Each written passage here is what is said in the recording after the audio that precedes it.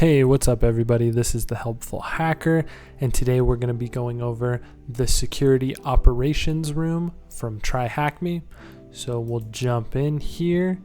So this room is going to be about security operations, or the SOC. This is part of the Introduction to Cybersecurity pathway, and it's part of the Introduction to Defensive Security module. So the very last room, once you've done this, you get a little fun certificate for the Introduction to Cybersecurity. And at that point, you have a very extremely surface level kind of view into kind of the different parts of cybersecurity, the different sectors and that kind of stuff. So we'll take a look here. We'll start with task number 1, Introduction to Security Operations. So the Security Operations Center, or SOC, it's basically IT professional that monitor a company's network and their systems, and they do this all day, all night, 7 days a week, constantly. They're always on. So it can be a pretty demanding job if you do work in a SOC center. If it's well run and they have good shifts and everything, then it's pretty cool and it's kind of fun. But not everybody does that. So the Security Operations Center, or the SOC, what exactly do? They do all sorts of stuff. They find vulnerabilities, they detect unauthorized activity, they discover policy violations, they detect intrusions, and they support with incident response, because oftentimes SOC will be the one to find something.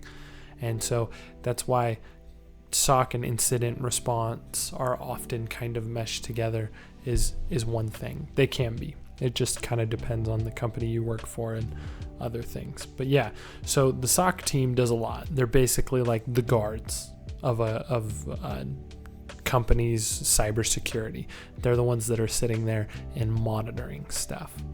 So what does SOC stand for? That stands for Security Operations Center. Operations Center, so plural, my bad.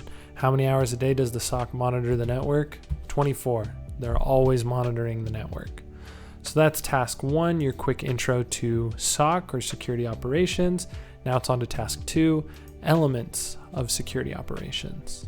So with security operations, we're going to go over data sources, the services that a SOC provides, and then they'll give us a little example scenario. So data, where is SOC getting the data? What exactly are they monitoring? And in one word, the answer is logs. Now there's tons of different types of logs, how much logging a company actually does. Like, it's very nuanced. So I don't want you to think that it's just like straightforward and easy, because it's not.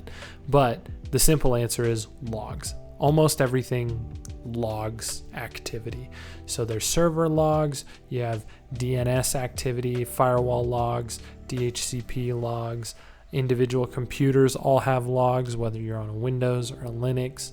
So there's a bunch of data, and it's all being kept tracked and logged.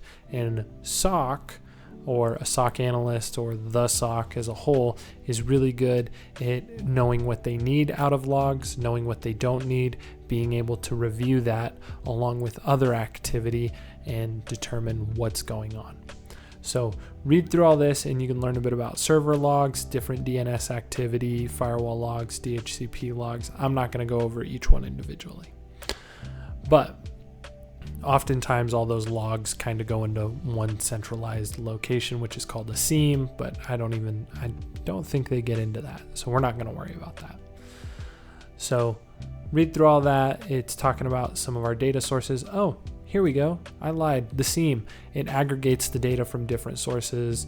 So basically, this is the SIEM, and then we have all of our logs and different activity, and it all goes to the SIEM, and the SIEM kind of helps us parse through it. So that's pretty cool. And that stands for Security Information and Event Management System. Okay, so that's where the SOC is getting all their data that they're working with to provide all their cool services. Now, what services do they provide? They provide a bunch. This is not an exhaustive list, but just real quickly, They monitor security posture for a company, vulnerability management, they help with that, malware analysis if they find any malware, intrusion detection is a big one, and reporting. That's a big part of any cybersecurity job is reporting. So proactive services refer to the tasks handled by the SOC without an indicator of an intrusion, right? So they're like the guards. So there's certain tasks that they do if nothing's wrong, if it's an average day, but then there's other tasks and services that they will provide if there's an intrusion, if there's some sort of threat. So it gives us some of the proactive services that they carried out. So this is where they actively go hunting for things. So threat intelligence, threat hunting, network security monitoring, that kind of stuff. So if it's like a guard that stands in front of the gate, but then has a buddy who will literally go out into the woods and start looking if no bad guys are coming at the gate. So that's kind of how the SOC works. And when you look at all this, it's easy to understand why a SOC is run 24 hours a day, 7 days a week. Then they give you a little example scenario. So a SOC analyst, while monitoring network traffic, notices a DNS query repeating every minute. And that's not normal behavior. So what do? They check the source of the DNS query and identify the cause is one laptop on the network. They isolate and inspect it for signs of infection. They discover a program running on it using DNS to communicate with a malicious server. So then they dig deeper, they find out it was infected, blah, blah, blah, blah, blah. And so it goes. So that's kind of how the SOC works, right? They're waiting, and then they'll see something, they go find it, they dig deeper, they dig deeper, they dig deeper, and sometimes it's nothing, other times it ends up being really, really important.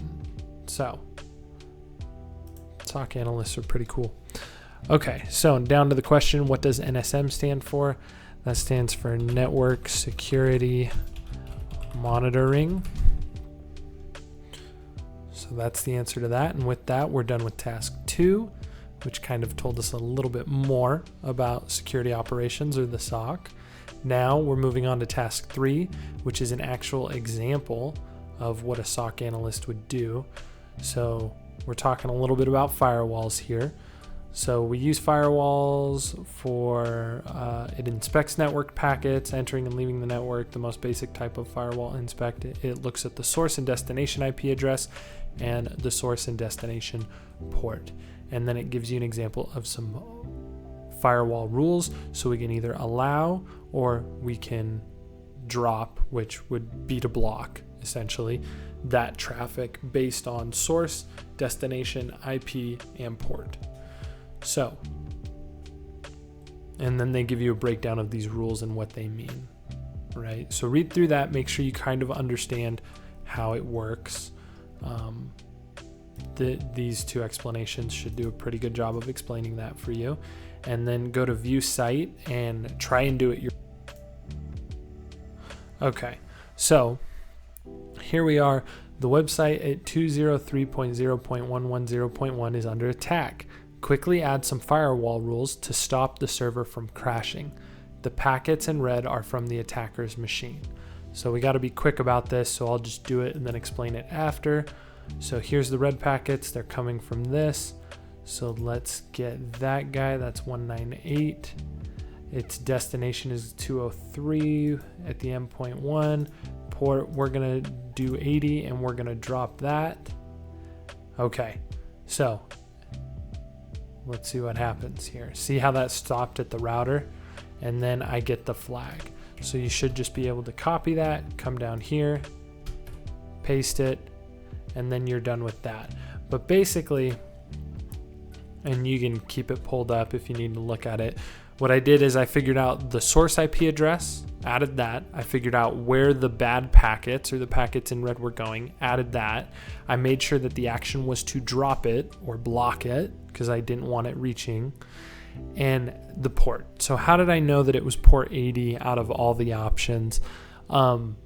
Because port 80 is for web traffic. So it's accessible, to pretty much everybody. So that's where I started. In a real world example, you would probably start with the most likely ports, which would be like port 80 or port 443, and then you would do other ports. But don't worry too much about that if you didn't know exactly which port and you had to guess a few different times, because you'll learn more about ports and the different services they provide as you progress through TryHackMe. So like I did, you take that flag, you copy it, you paste it down here, submit that, and with that, you finish the security operations room from TryHackMe. I hope you found the video helpful. If you did, give it a like and subscribe. That helps me out a ton.